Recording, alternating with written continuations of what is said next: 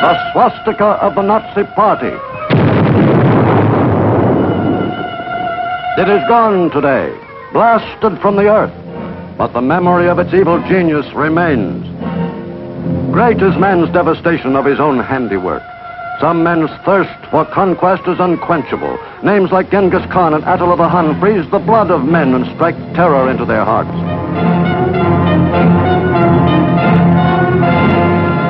Such a name was Adolf Hitler.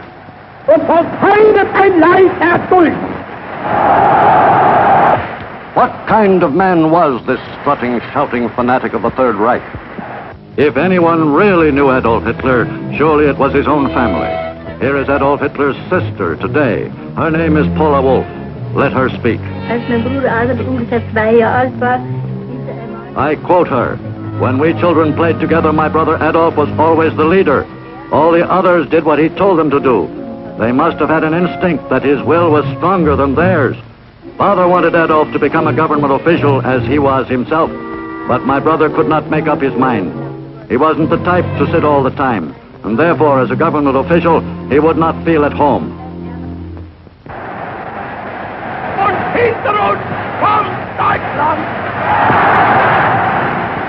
Hitler, a faceless nobody, a failure in early life who rose from the depths of a defeated and despairing Germany after World War I and fell at Armageddon years later amid the terrible wreckage of his own creation, the Third Reich.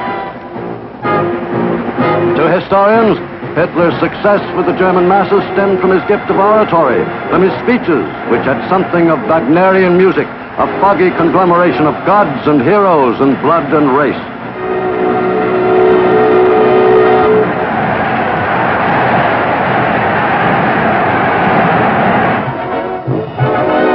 The tale of his boyhood in Kaiser Wilhelm's Germany is soon told.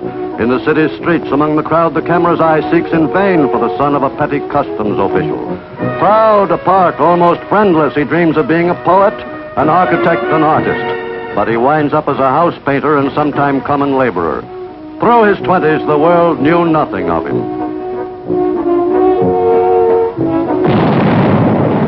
1914.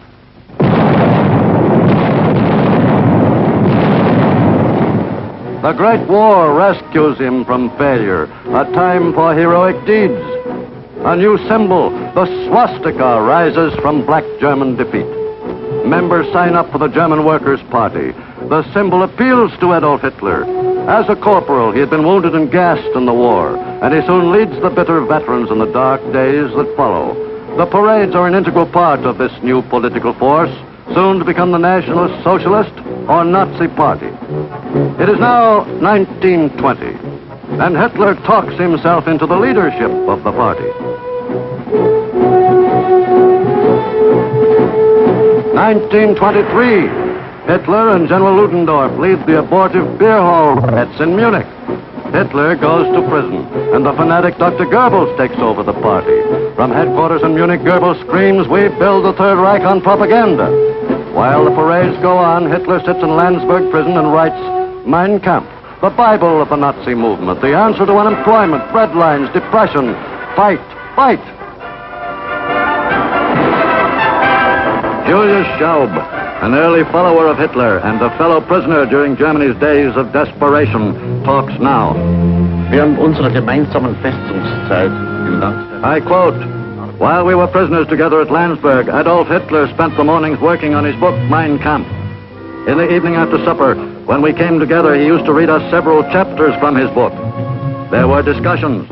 The main participants in these discussions were Hess, Griebel, and Dr. Weber.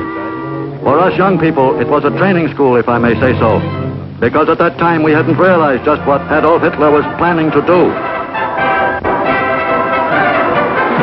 Out of prison and now a hero, a happy Hitler resumes control of the party. The fascist salute, borrowed from Mussolini, becomes part of the ritual, along with the banners and the rallies. Other close ties with the Italian fascists are built. Hitler and Rudolf Hess greet Mussolini in Munich, perhaps seeking to learn the way to seize power. The anti-Semite fanatic Julius Streicher is there, and the groundwork is laid for cooperation between the fascists and the Nazis before Mussolini returned to Rome. Behind Behind the pattern of demonstrations, parades, inflammatory speeches, and rituals lies a diabolical purpose. Hitler says in Mein Kampf, man is a fighting animal. A nation, being a community of fighters, is a fighting unit. Any living organism which ceases to fight is doomed to destruction. The present government is weak. Therefore, true Germans must fight this government, conceived in shame and perpetuated in weakness. In speech after speech, Hitler screams his dogma at the German people. Nazi meetings begin to look more like military maneuvers than political rallies. 1928. Hitler has 12 seats in the German Reichstag. By 1930, the world depression is strangling Germany. Hitler now has an ally. Rioting and disorders play into the hands of the Nazis. And by 1932, they hold 230 seats. Violence and intimidation become part of the pattern. Their newspapers, filled with inflammatory propaganda, carry the message. 1932, Hindenburg defeats Hitler for the presidency by a slim margin, the beginning of the end for him.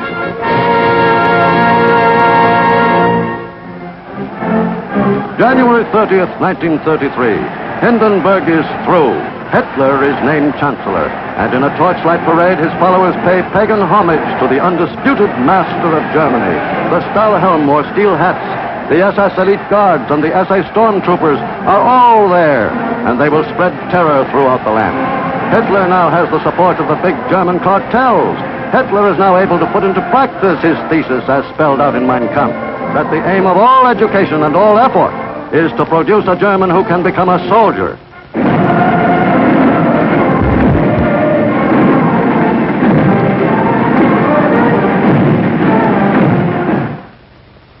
The Nazi Party can now start organized persecution of those Hitler has declared enemies of the state. Attention, Jews, the sign reads. The Nazi Party's chosen goons will carry out their orders with a will. They swoop down on their victims.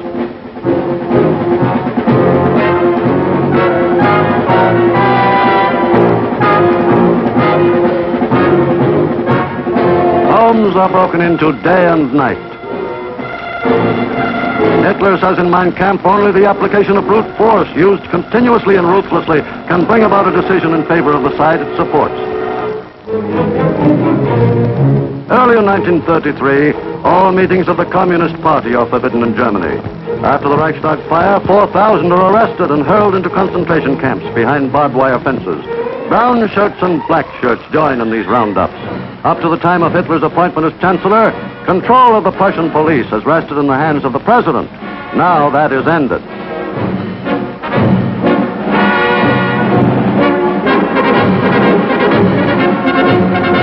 The Prussian police are commanded by Hermann Goering, whose beer barrel shape contrasts with the lean, hard bodies of the men under his command.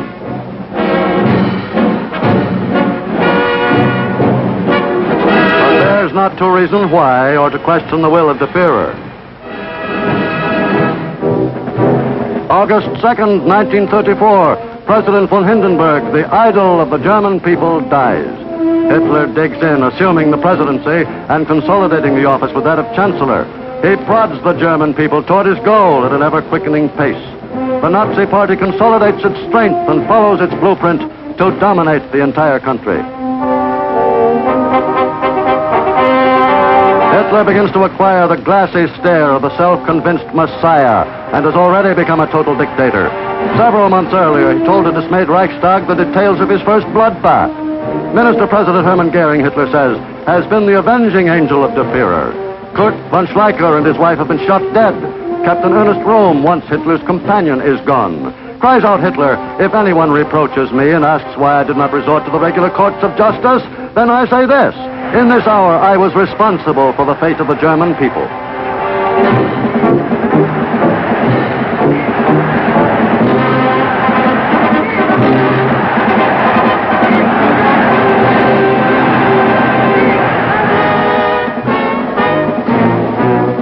A large standing army is forbidden by the Versailles Treaty. But for a long time, the Nazis have managed to circumvent this. Since 1925, they have had an organization known as the Reichswehr, under Baldur von Schirach, the youth organizer. There is a cadet corps and a phony labor corps. Every village, every town, every city adds to the roster of young men trained to serve as soldiers of the Reich. These labor battalions are pledged to serve Hitler in these words. Never in the trenches, never surrounded by bursting bombs. But we are soldiers of the Reich. At first, these men drill with shovels, and Germany has more hunting clubs than game, a cover for other military organizations. Gradually, the world begins to see through this massive subterfuge.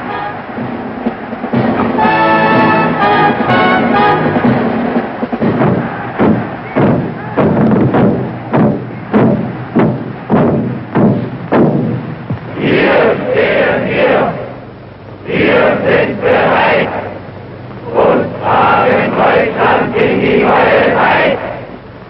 Deutschland! Kamerad, woher stammst du? Aus Friesenland. Und du, Kamerad?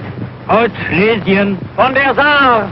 Ein Volk, ein Führer, ein Reich, Deutschland!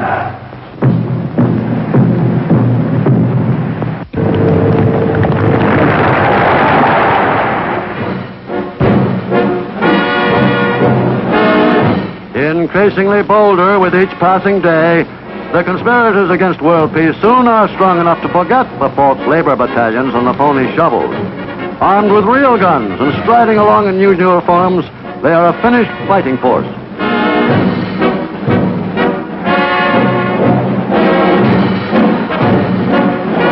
Cavalry, another violation of the Versailles Treaty, whose framers remembered the feared Uhlans, passes in review before the Reichsführer.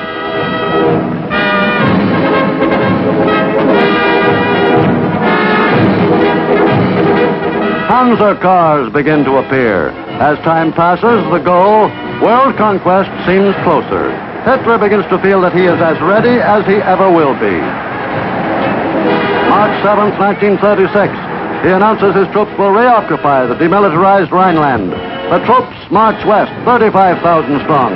Don't worry, Hitler tells the Allies, this is only symbolic. Nevertheless, world capitals are jittery. Paris considers mobilization, but nothing happens. Britain is too preoccupied with her economic problems.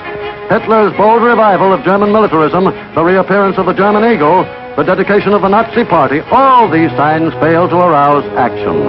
America, with prosperity returned, is indifferent.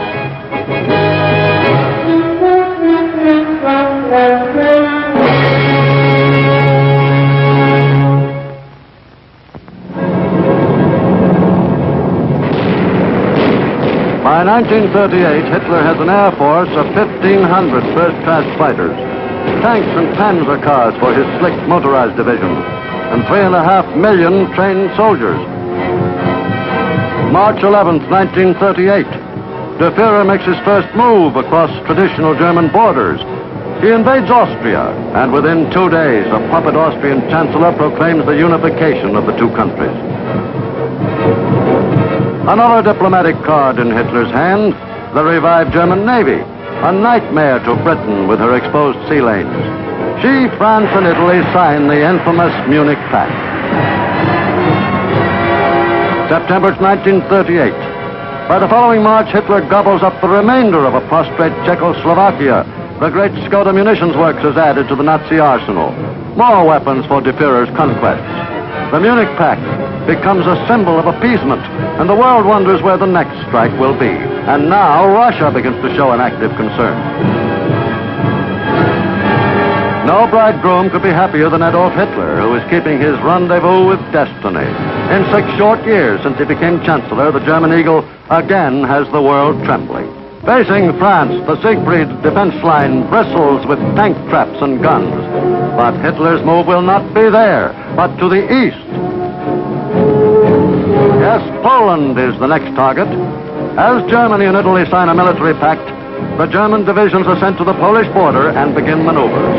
The world, hoping for Russian intervention, is shocked when Hitler and Stalin sign a friendship pact. It is not long before the maneuvers are recognized by the world for what they are, preparation for another Hitler invasion.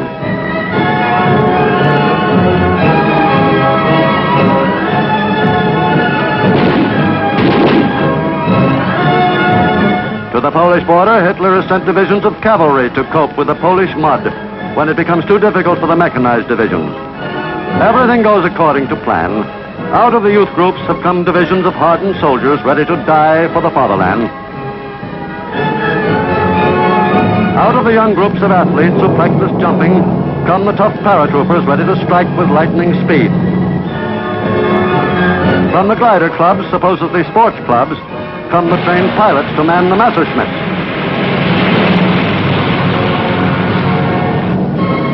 And out of the merchant marine come the trained submarine crews, ready to man the Atlantic wolf packs with which the world is ill prepared to deal.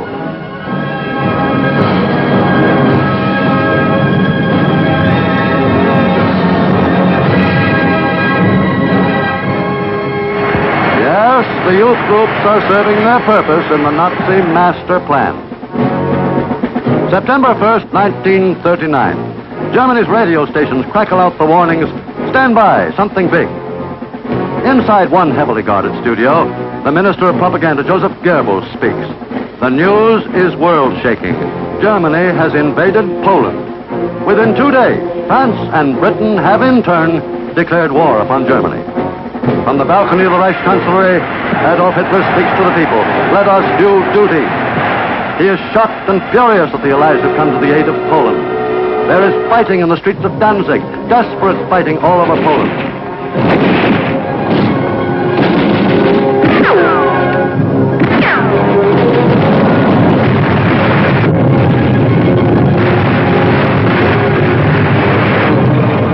Poland is literally burned off the maps of the world as the Panzer divisions execute the first of the ferocious blitzkriegs.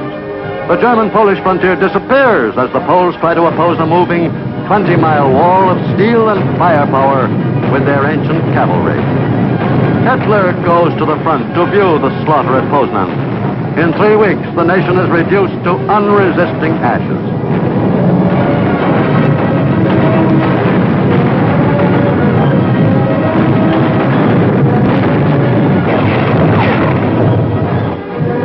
Britain and France had decided to come to the aid of the stricken country, but there is little they can do.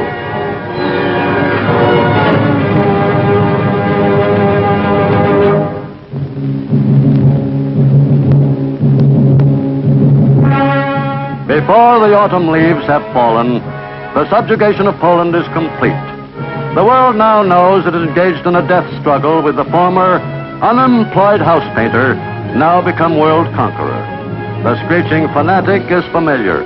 But what about the man? In Bavaria, at Berchtesgaden, the man Hitler has built himself a hideout. It has a patio overlooking the wild mountain known as Untersberg. It is here that he entertains top Nazi officials in private.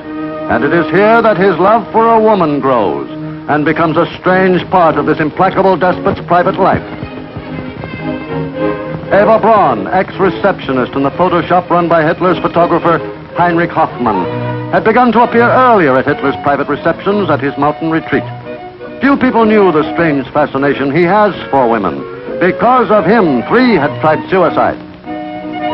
Eva Braun walked into Hitler's life in the early 30s, but only his intimate friends know of the relationship.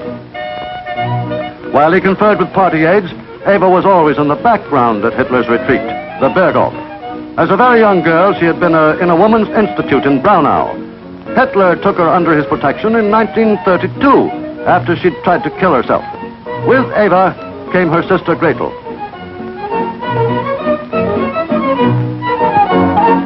In this beautiful setting, the Polish massacre and the coming war with the Allies seemed remote indeed. A cocktail party atmosphere prevails a great deal of the time.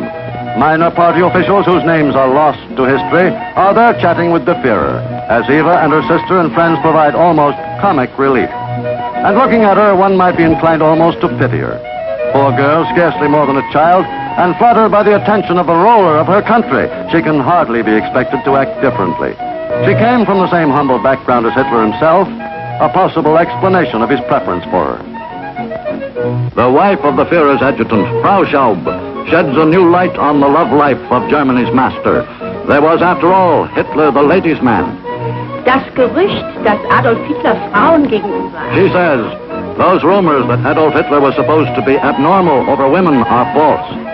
As the wife of a man who was his adjutant for 20 years, I had numerous occasions to watch him in private, and also when in the company of ladies. I can assure you that he was definitely a very normal man. He loved women and loved to be in the presence of feminine beauty. I know all about the relationship between him and Eva Braun from 1931 right up to the end. And I also know about many other love affairs.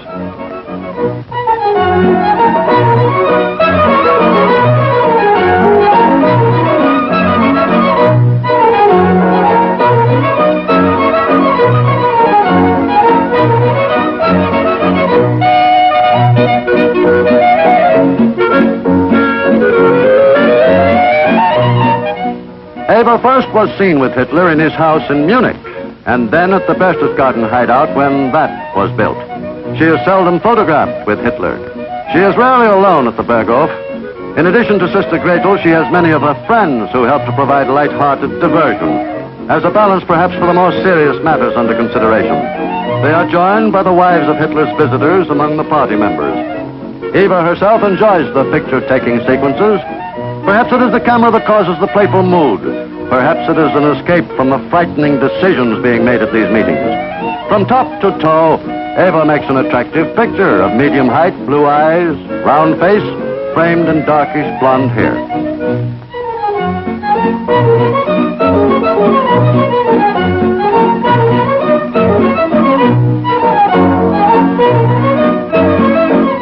We have no comment from Hitler about his sweetheart. From others come varying opinions. Says Heinrich Hoffmann, who discovered her. She is an ordinary, pretty little shop girl with all the frivolity and vanity of her kind. To Dr. Goebbels, she is that stupid flapper. Knowing how Hitler despises fatness in any form, Eva spends a few hours a day in exercise.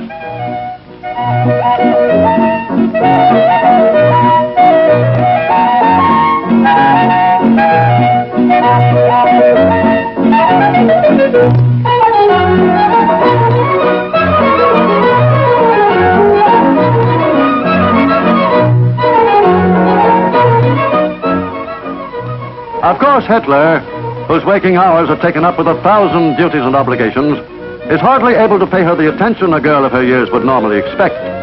While some of the entries in her diary tell of Hitler's anger and of his neglect and her own mortal unhappiness, she also writes with pride that she is the mistress of Germany's and the world's greatest man.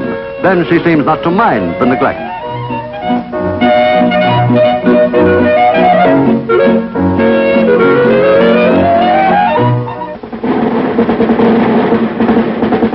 In the Berghof, the housekeeper has long been Frau Raubel, who is Hitler's half-sister. It is her job to keep the establishment going so that De Fuhrer may always use it as a spot for quiet business matters away from the chancellery. But after her daughter has shot herself for love of Hitler, she resents Eva's installation as her daughter's successor. In the end, Frau Raubel quits her post, leaving Eva the chatelaine responsible only to her lord and master in every sense of the word.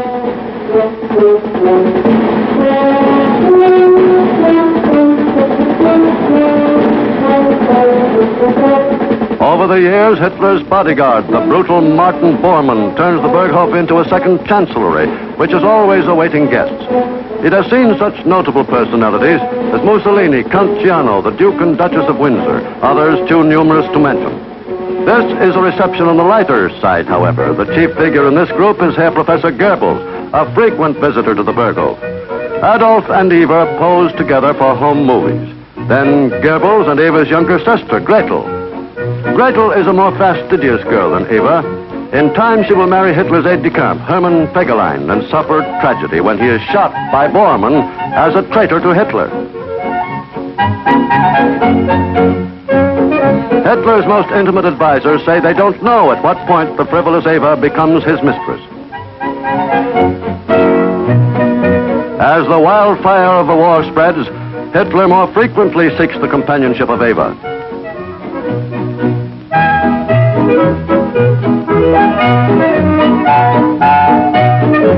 There has been gossip about Hitler and Eva being the parents of a child, but it seems untrue.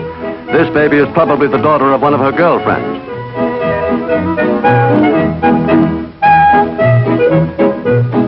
Here is De Fuhrer in a happy mood.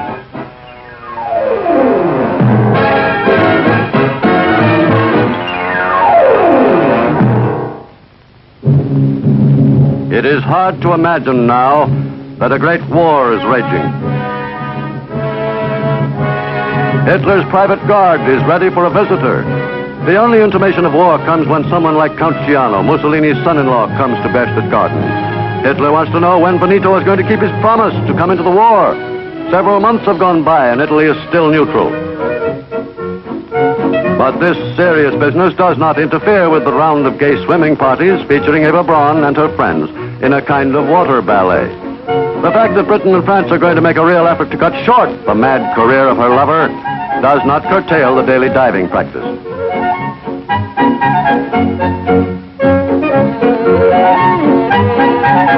The picnic lunches featuring Das Gut Lager beer.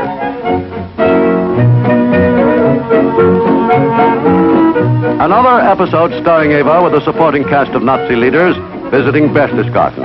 Perhaps the habit of stripping the possessions from enemies of the Reich has caused them to forget their manners.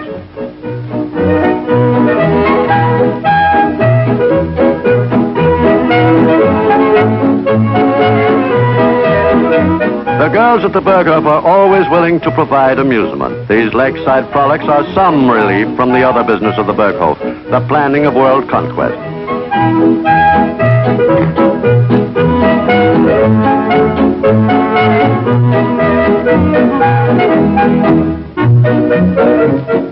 Still more water sports. It is the era of the rubber raft in the Bavarian lakes near the Berghof, and fun for the visiting leaders of the self-styled master race. Far different from the rubber rafts which are floating in the vast areas of the Atlantic with their human cargoes consigned to the sea by Hitler's roving deadly submarine wolf packs.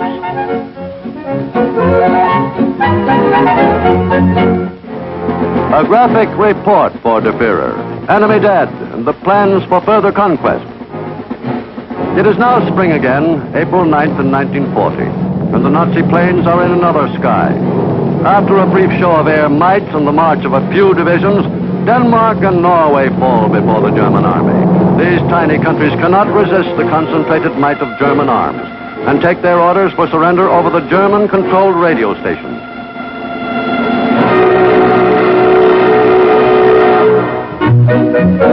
But even Hitler's attempts to remake the map of Europe brings few changes to Berchtesgaden.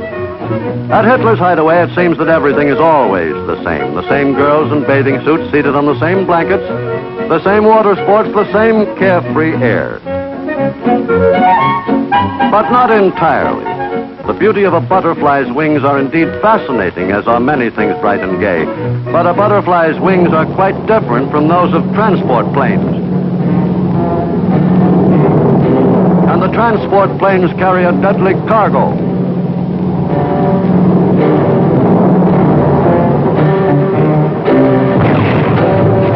With blinding swiftness, the chain lightning of the Panzer strikes into Holland. Surrender is almost immediate, then into Belgium.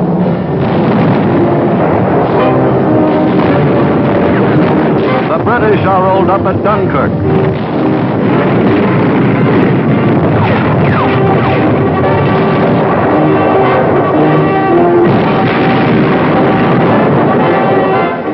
This time, Paris in the spring is a sad Paris.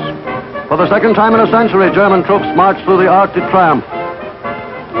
June 22nd, 1940, in the same railway car in the forest of Compiègne which witnessed the German humiliation of 1918, the French are forced to sign the unhappy armistice. Among the Germans, there are congratulations all around, and Der Führer, really letting himself go for once, almost dances a little jig. After a visit to the Paris Opera House, Hitler goes back to Berchtesgaden. He is spending more and more time in the old familiar haunts now, strolling the paths from the Berghof to the tea house that has been built for him.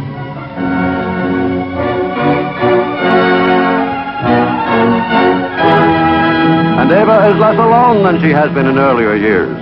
Under the impact of the tremendous events that rock the world, Eva is undergoing a change. She senses the role she plays in her lover's drama, and this time, with Julius Streicher as guest, she acts with more dignity.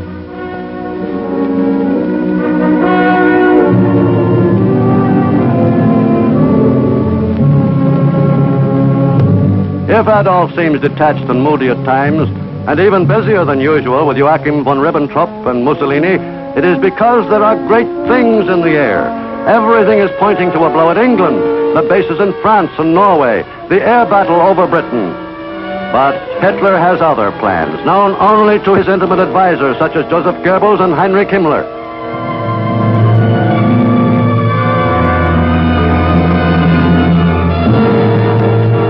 June 22nd, 1941.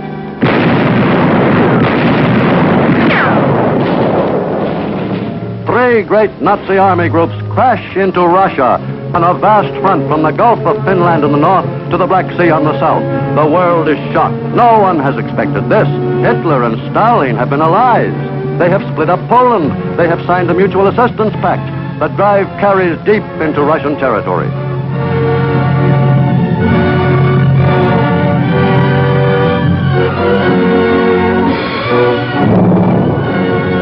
The advance is speeded because the Luftwaffe has absolute control of the air. In the Kremlin, in a slow, halting, colorless voice, Stalin calls upon his people to scorch the earth.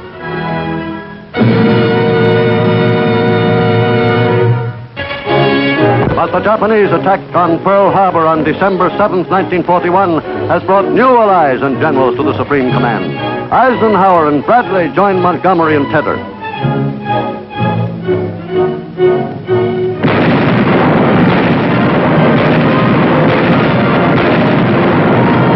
1942. American troops invade North Africa.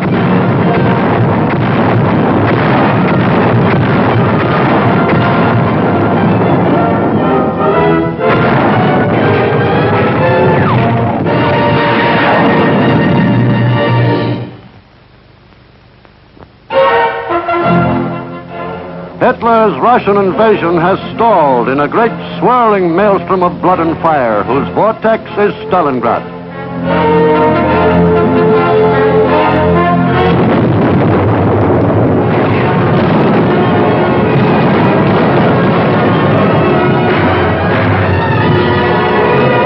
July 10th, 1943, the Allies invade Sicily.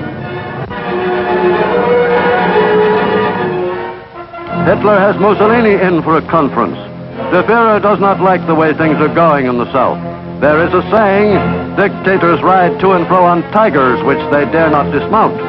Hitler gives the Italian dictator a severe dressing down. Benito listens, knowing his armies are collapsing.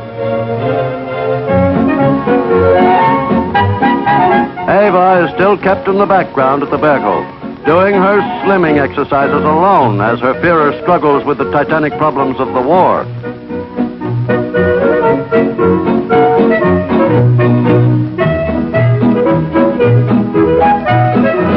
How can he keep his factories supplying the troops despite mass Allied air raids? How to get more work out of slave laborers whose will to work must be created through terror and torture, and whose physical energy is being sapped by the lack of food due to the strain on the German economy.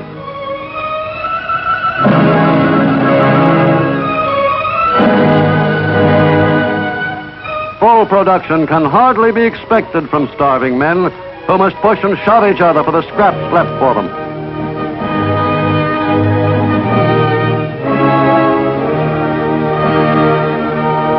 Their desperate existence is hardly considered by the residents of the Führer's private retreat atop the mountain in Bavaria, Eva and her friends. During the summer of 1943, the Rhine maidens of the Berghof seem little concerned that their world is soon to crumble in the consuming flames of the Allied counterattack. Little Eva and her friends hardly have the capacity for such speculation. Her sister Gretel, heavier now, joins in the enjoyment at one of the crystal streams near the Berghof.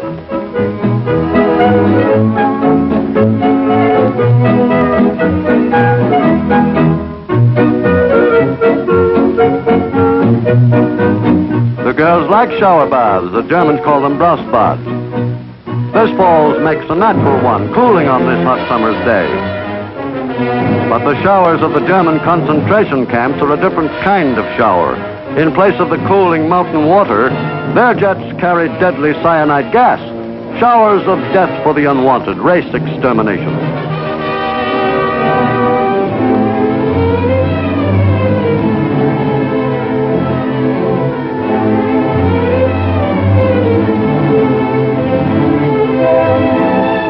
the clothing will be salvaged.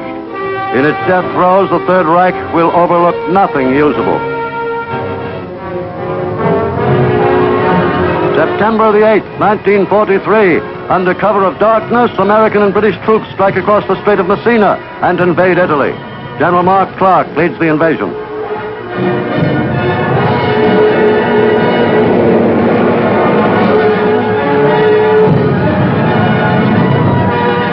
Scratch one dictator, Mussolini. German paratroopers rescue him from the prison in which he has been held in protective custody. Brought to Hitler, he thanks his savior profusely. He will live to be hung by his heels in the public square at Milan.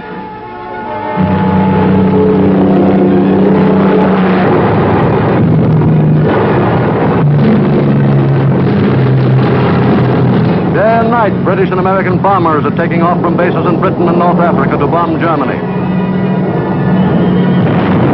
In German cities, the fire apparatus is kept constantly busy by the 1,000 plane raids. It is 1944, and the Allies have almost undisputed control of the air. Planes sweep through the skies and rain down destruction on Cologne, Hamburg, Berlin, the Ploiesti oil fields, railroad yards, and rocket launching pads. Never has war visited such havoc on the works of man. Hitler's visions of world conquest are beginning to fade. A battle at Monte Cassino in Italy.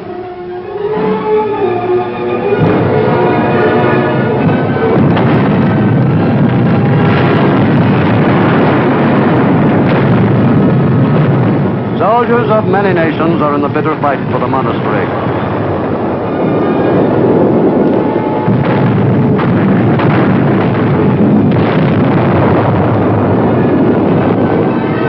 And they take it and go on to Rome.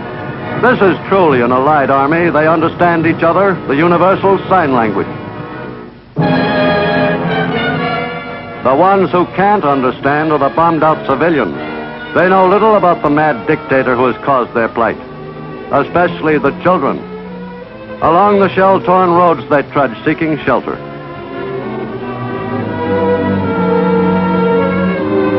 Now for one of the last glimpses of the Berghof. It's the birthday of the son of one of Eva's friends, and war or no war, a birthday deserves a celebration. But even on a birthday, problems press heavily on a dictator's mind. The ring is closing, but there must be some move, some master stroke. And then the bombings. Day and night, day and night. This is the repayment with interest for Warsaw and Rotterdam and Coventry. Yes, the little fellow gets a birthday party.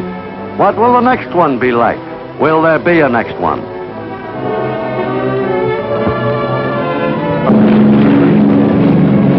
June 6, 1944.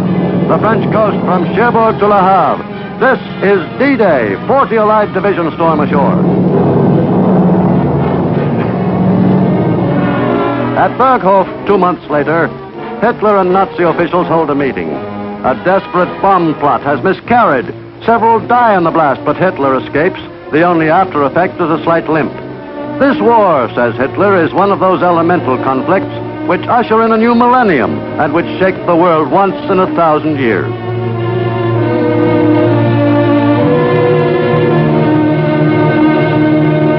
This is Schaub, who was then personal aide-de-camp. Stalingrad. He says Adolf Hitler's state of health got a lot worse because of the setbacks on the front, especially after the Battle of Stalingrad. He couldn't sleep, his nerves got worse, and he was forced to take to medicine. But I must kill all those rumors. His brain was perfectly in order, right up to his death.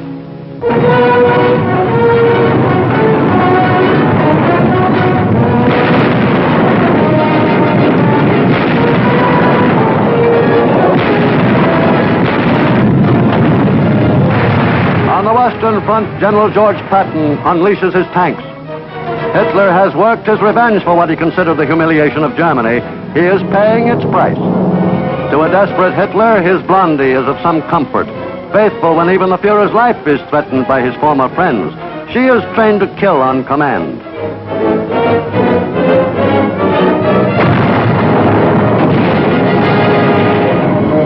On the Russian front, things go from bad to worse.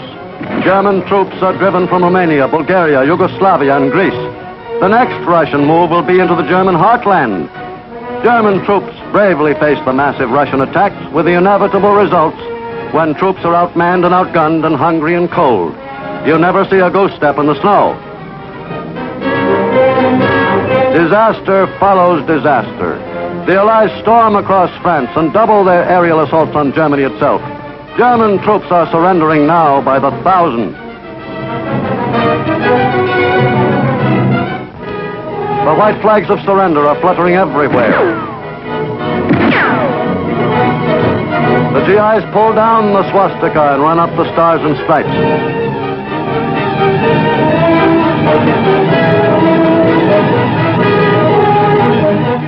So be it, Hitler tells himself. If the Third Reich must fall, let it be to the Americans. But even this is not to be. There has been a deal at Yalta. The British and Americans are to draw up along the Elbe and let the Russians take Berlin. Hitler sees the handwriting on the wall. He must go to Berlin to turn the rout into victory or fall in the attempt. And so, he and Eva Braun go there and install themselves in the Chancellery. There he screams for greater sacrifices.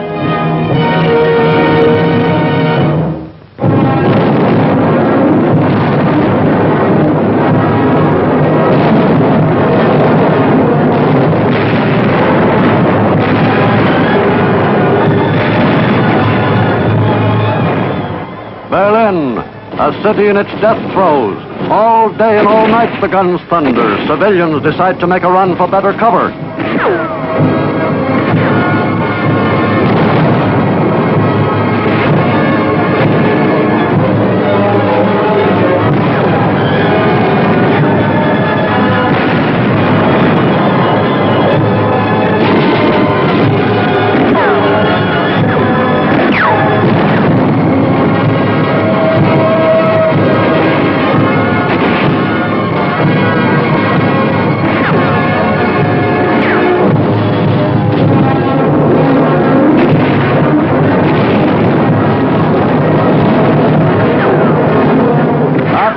You get so you take chances.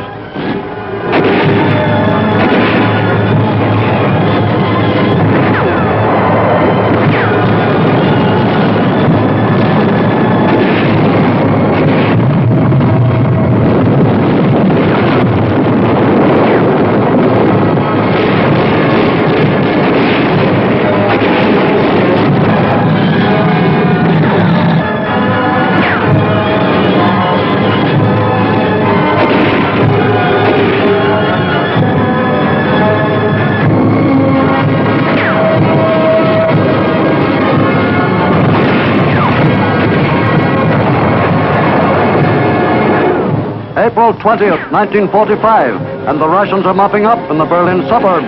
Hitler has called in his staff, the final meeting. Should they fly to the south, Hitler elects to stay until the end and goes to a bunker under the Chancellery with Eva. Himmler and Goering desert. The crashing gunfire is the sound of approaching doom. On April 22nd, Hitler is in a state of nervous collapse. He refuses to leave the bunker. Julius Schaub remembers the scene. Ein Schlafzimmer im Bunker. He says, I entered his bedroom in the bunker with him. On the table there was a 7.5 pistol. He went up to it. I got a terrible shock. He cocked the gun. But no, it wasn't the last hour yet. He was only making sure it was loaded. A few days later, the event took place, which I thought was going to happen at that moment.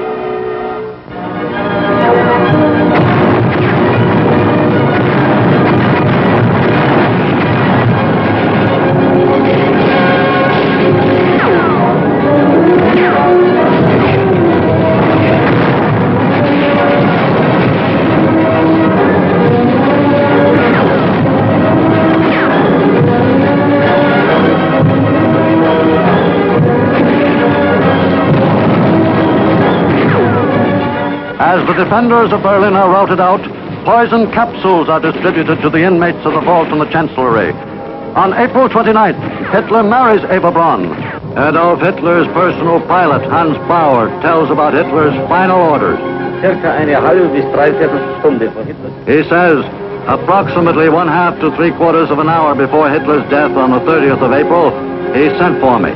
When I reported, he took both my hands in his and said to me, "Bauer, I want to say goodbye." For a moment I was speechless, and it took 20 minutes to say goodbye. And the other things he said, "Bauer, I have 2 more orders for you. The first is, I make you personally responsible for burning the corpses of my wife and me. The second is, see to it that Bormann gets through to Dönitz. Dönitz will become my natural successor. I have given Bormann large numbers of orders and documents to take with him to Dönitz." All the time I was struck by Hitler's clear way of speaking. I couldn't believe that this was to be the finish.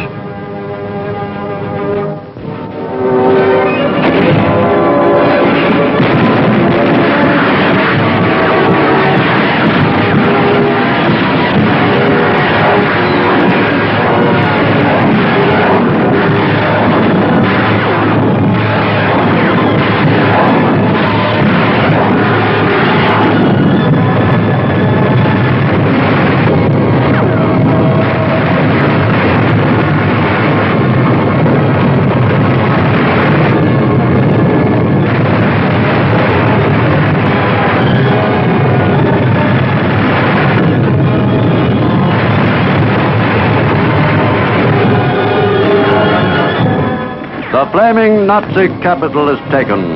The last defenders are hauled from their holes. Amid the complete ruin, it is difficult to find out what happened to the fallen Nazi idol, but the full story is pieced together later. In the basement of the Chancellery, Adolf Hitler shoots and kills himself. Eva takes poison and dies.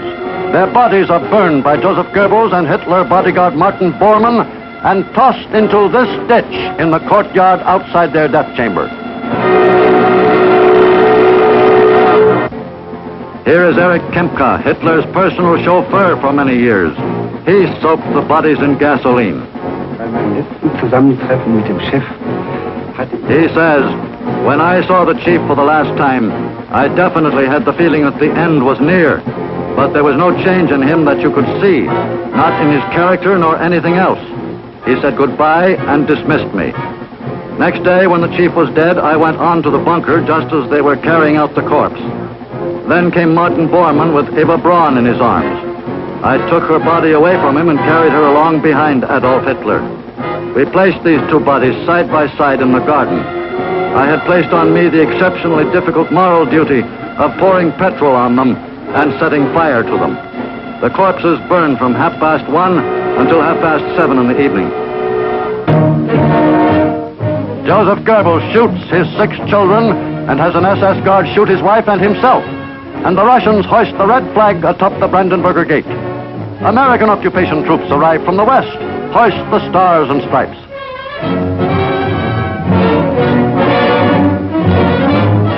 Allied leaders, including American generals and Russian generals, take over. The Third Reich dies in a last convulsive catastrophe. The guns crackle sporadically. The Russians are shooting all suspicious persons.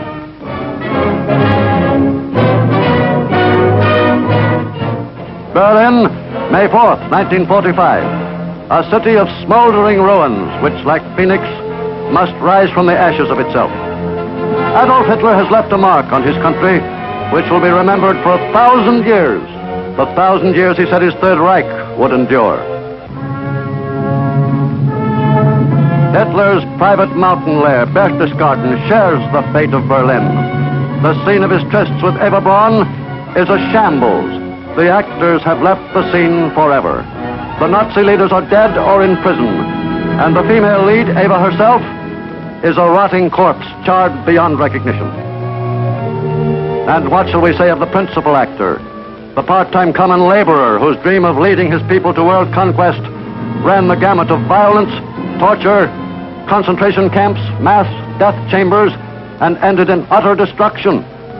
In death, as in life, Adolf Hitler remains the sinister symbol of tyranny, the ruthless tyrant whose mad ambition did not stop with the enslavement of his own people, but stopped only after it had unleashed upon the world the most brutal war in recorded history.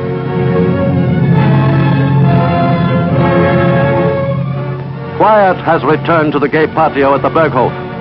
A quiet which, despite the brutal lesson to be learned from the life of Hitler, has not yet returned to the world. The horrible specter of man's inhumanity to man still dwells among us.